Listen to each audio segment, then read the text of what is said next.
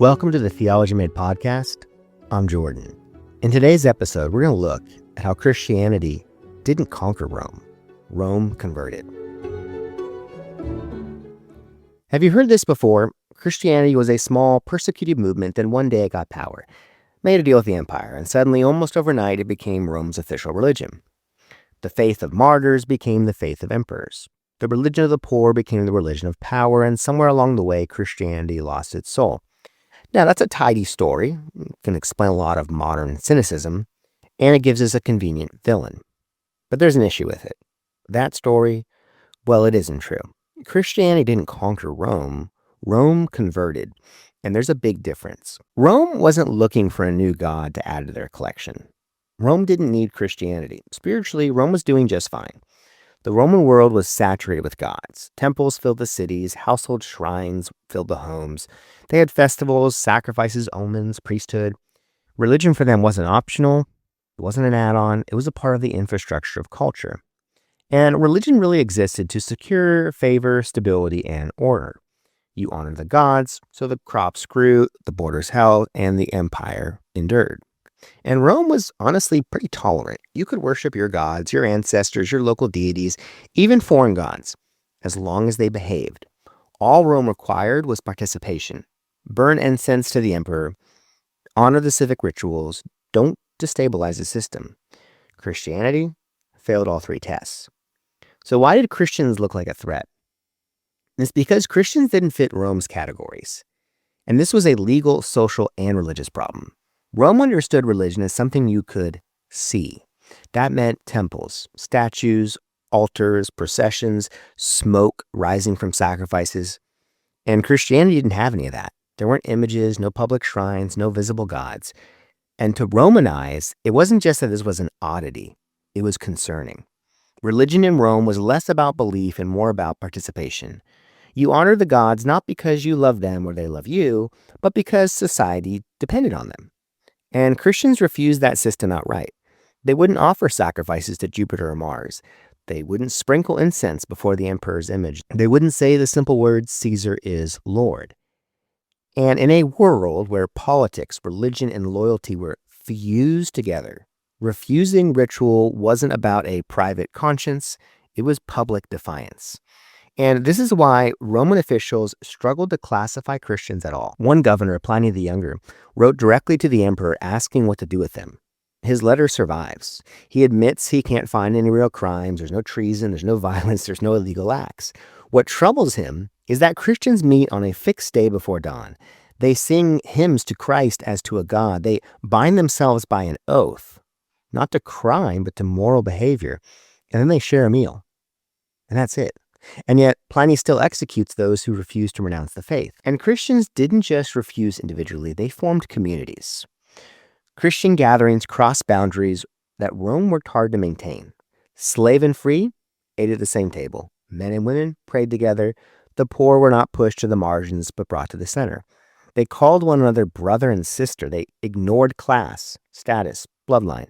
To Roman society, which was meticulously stratified, that was a massive social disruption. The satirists would mock Christians for exactly this. They would ridicule their generosity, their willingness to care for prisoners, and their insistence on treating one another as equals.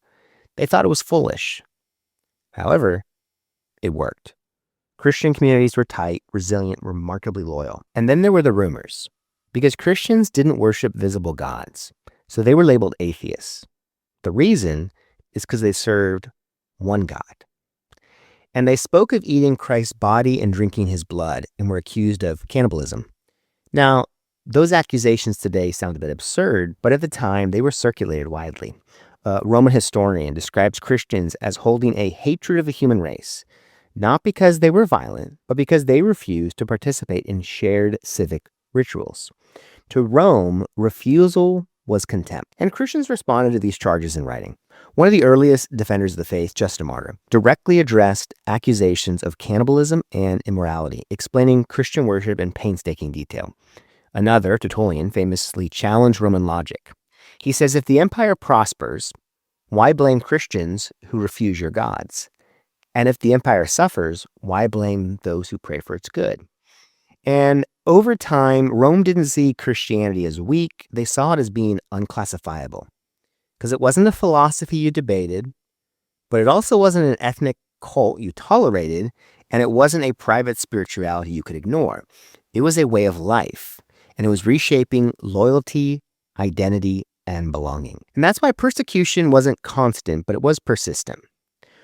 Whenever the empire felt unstable, or disease spread, or order seemed fragile, Christians stood out. And Rome didn't persecute Christianity because it was powerless. Rome persecuted Christianity because it refused to play by Rome's rules. And in doing so, it revealed a new way to be human, one that the empire could neither fully suppress or understand. Now, here's another myth worth correcting. Christians were not hunted nonstop for 3 centuries. Persecution, yes, was real, but it was sporadic, local, and normally politically motivated. Most Roman governors didn't wake up thinking, how do I find Christians today to burn? Again, going back to Pliny the Younger. He wrote to the emperor asking what to do because there was no clear policy. And the problem wasn't the belief they had, it was their refusal. And despite waves of persecution, despite being excluded from power, despite lacking money, status, or protection, Christianity kept growing. It didn't attempt to seize control. It simply offered something Rome couldn't. Rome could give you order, roads, it could give you a peace of a kind, but it couldn't give you meaning. In the Roman world, worth was based on hierarchy. Your value depended on your gender, citizenship, class, your usefulness. Children could be exposed, disabled, discarded, slaves treated as tools. Christianity introduced something radically different. Every human being bore the image of God. The weak mattered. Suffering wasn't meaningless. Death didn't get the final word. And Christians didn't just say this, they lived it. They rescued abandoned infants. They cared for plague victims when others fled. They buried the dead with dignity, and they welcomed the poor as equal at the table. There was no army to enforce this. There was no emperor who commanded it. It spread because people saw it and they wanted in. And eventually we arrive at the name everyone knows, Constantine. And here's the popular version of the story. Constantine wanted power, Christianity was growing, so he used it. He merged church and state and corrupted the faith forever. Again, simple, tidy, clean, but wrong. Constantine did not make Christianity the official religion of Rome. That wouldn't happen until decades after his death. What Constantine did was he stopped persecuting Christians. After reportedly experiencing a vision before battle, he legalized Christianity in 313 AD through the Edict of Milan and granted protection. But here's an important detail. By the time Constantine rose to power, Christianity was already everywhere. It wasn't going anywhere. It had spread through cities, trade routes, households, and even the imperial bureaucracy. Constantine didn't create Christianity's influence. He simply took his head out of the sand and recognized it. And here's another myth, that Rome converted instantly. It didn't. Pagan temples continued for generations. Many elites resisted Christianity fiercely. Some emperors even tried to reverse the trend. But Christianity had already reshaped how people thought about power, authority, suffering, justice, human worth. But the empire didn't wake up one morning and say, today we're Christian. It slowly realized that the story holding it together had changed, and it was no longer their narrative. Christianity didn't climb the ladder of Rome. Rome leaned on Christianity. As the empire fractured politically, economically, morally, the church provided something stable. Shared moral vision, networks of care, leadership structures, a story that made suffering understandable. When Roman institutions collapsed in the West, bishops remained.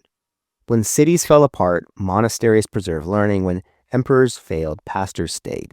The church didn't replace Rome by force, it just simply outlasted it. Now, none of this means everything went perfectly. Power always introduces temptation, wealth always brings compromise, institutional faith always risks rigidity. But the biggest dangers to Christianity didn't come from Rome converting. They came from forgetting why Christianity spread in the first place. Not through coercion or dominance, but an embodied love of conviction and hope. So why does the story persist? And I think it's because it serves modern instincts. It lets us blame history instead of wrestling with faith.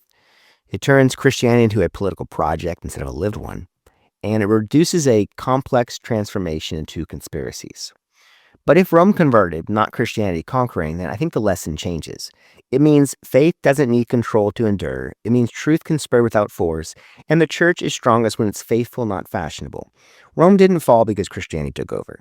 Rome changed because something deeper, richer captured its imagination.